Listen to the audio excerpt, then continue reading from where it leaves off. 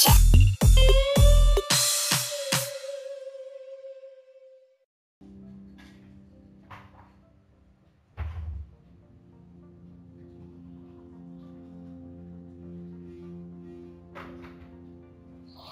you're old enough to remember the golden age of gaming back in the early 90s, you'll remember some of the more interesting gaming experiments developers were messing around with. One such experiment was FMV, or full motion video.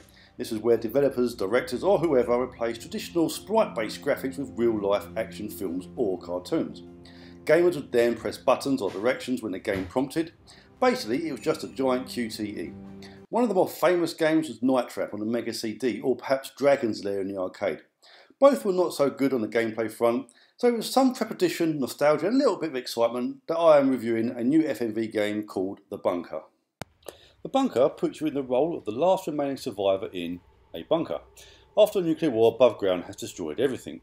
Over the years, people have died, leaving just you. Now, we pick up the story just as everything starts to go shit, and you must face your fears and venture deeper into the bunker. What follows is a puzzle adventure game that unravels the truth behind what happened in the bunker all those years ago. Oh, by the way, this being heavily narrative, story-driven and full live-action video type game, it's a hard game to review without giving too much away. By the basic mechanics of the game, telling you much else will be detriment to the experience of the bunker, so I'm going to try and keep this to a bare minimum and just tell you how the game actually plays. So, what we have here is essentially an interactive video. Of course, you don't take control of an actor and guide him around the level, ducking into cover, shooting stuff. No, this is much more slow-paced puzzle affair. A point-and-click adventure, or, as I like to call it, heavy rain with real video and actors. Inputs are limited to a few button presses here and there and some basic QTE events. Highlight footprint icon to walk to that spot, highlight an eye icon to look at things, etc, etc. It's all very basic stuff, but it's clever how all the video clips piece together to make an almost seamless journey. The downside is there are no time limits to most of the actions you have to do, like bandaging your arm for example. You can just leave it, make a cup of tea, come back and still be on the same scene with no kind of extra kind of drama, which takes away the tension the lead character Adam Brown worked so hard to create. The pace of the game is slow. Very slow. You will struggle to find much interest in the beginning segment. This beginning section highlights some of the shortcomings of an FMV style game, such as the repetition of video clips and audio. Having to walk up and down the same bit of scenery with the same bits of video clip and the same bits of audio can grate after a while. And it's slow too. I get that it has to be for the tension to build up, but it makes for a long journey when it doesn't have to be. But stick with it and the story unravels and gets its claws into you and makes you press on and on. It won't let you go in a hurry either. That's thanks in part to the great writing from the folks behind The Witcher, Soma and Broken Sword. The puzzle itself varies from brutal to quite obvious.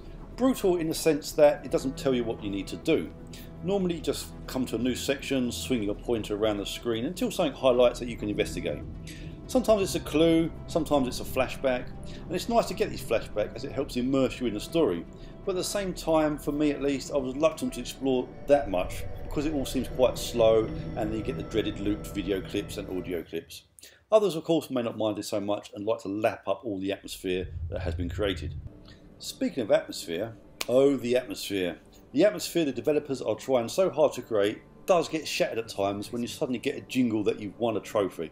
Ugh, the suspense is ruined. The illusion that you're playing a film and in this deep, exciting and mysterious adventure is ruined because you get a little, you've won a trophy. Well done for, I don't know, saving your mother or not saving your mother or whatever. No spoilers there.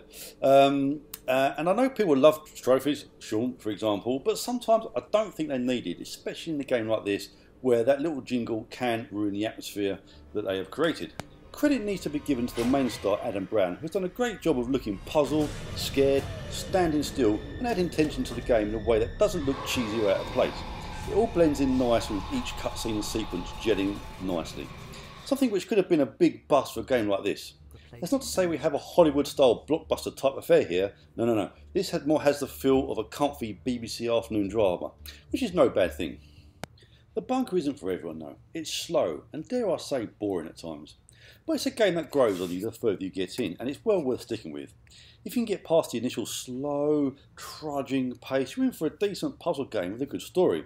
It might not be so slow if the mouse pointer could move around the screen faster because it is slow and it's like it's moving through treacle or mud. It's crying out for a speed control to adjust it to a speed of your liking. That would help things a great deal. So hats off to Splendid Games for trying something different, bringing back a lost video game art form that pretty much always failed in the 90s. It's nice to see real actors opposed to those scary renders. The more lifelike developers try to make characters a game, the more scary and unnatural they tend to look, so this makes a nice change. And also, being set in a real bunker in Essex really adds to the production values and believability. There's no pre-rendered scenes here. The slow pace and the so-so acting takes a while to get used to, but doesn't ruin the experience at all.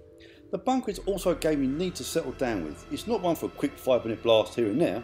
For me, because of the live action, it'd be like watching a film in 10-minute intervals, and that doesn't work. Eventually you will lose track of everything, and that's not good. The bunker is a game you need to stick with, and if you do, it will pay you back for the time you spend with it, and I will give this the Silver Award.